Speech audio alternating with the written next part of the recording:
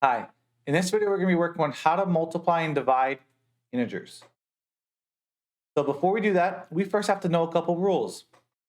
Now, the first rule we have to ask ourselves is, when you multiply or divide by one negative, what happens? When you multiply or divide by one negative, your answer will always remain negative.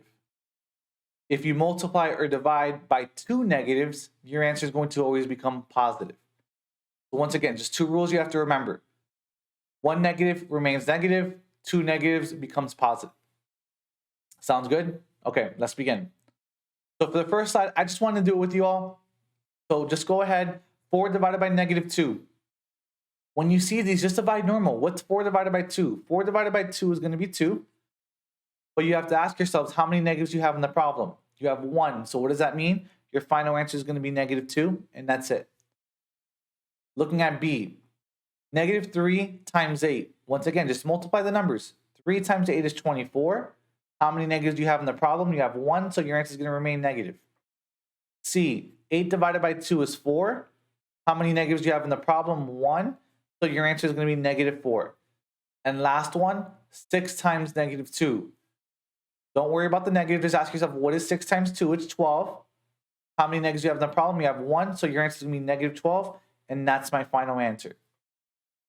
The biggest misconception that happens when multiplying and dividing negative or positive integers is that people think they have to keep the sign of the bigger number. That's not true.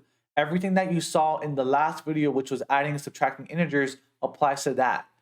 And when you multiply, divide negative numbers, it's just a simple rule of how many negatives you have. One negative, it stays negative.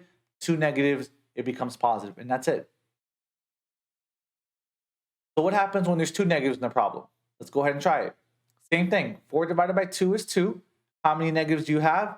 You have 2, so that means my answer is going to become positive 2, and that's it. Looking at B, negative 3 times negative 8. 3 times 8 is 24. How many negatives do you have? You have 2, so my answer is going to be positive 24. C, 8 divided by 2 is 4. How many negatives do you have? You have 2, so my answer is going to be positive 4. D, negative 6 times negative 2. 6 times 2 is 12. How many negatives do you have? You have 2, so my answer is just going to be positive 12, and I'm done. How was that? Was that okay? So on the next slide, I want you to try this one on your own. This is going to be our last slide for this video. So if you want to pause the video, go ahead and pause it. Try these 4 on your own, and then press play, and then I'll go ahead and work them out for you. So for A, negative 15 divided by 3. Do we care about the negative? No. I'm simply just going to divide 15 divided by 3. 15 divided by 3 is going to be 5. I'm going to ask myself, how many negatives do I have? I have 1, so my answer has to remain negative 5. B, negative 4 times negative 5. I don't care about the negative, so I'm just going to focus on the numbers. 4 times 5 is 20. How many negatives do I have? I have 2, so my answer is going to be positive 20. C, negative 10 divided by negative 2. Just focus on the numbers. 10 divided by 2 is 5. How many negatives do I have? I have 2, so my answer is going to be positive 5. And last one, D, negative 6 times 3. 6 times 3 is 18. How many negatives do I have? I have 1. So my answer will be negative 18. Hopefully you got all 4 right. If not, hopefully you saw your mistake. So on the last slide, it's just rules to remember. The rules to remember are simple. One negative when multiplying or dividing, your answer will be negative.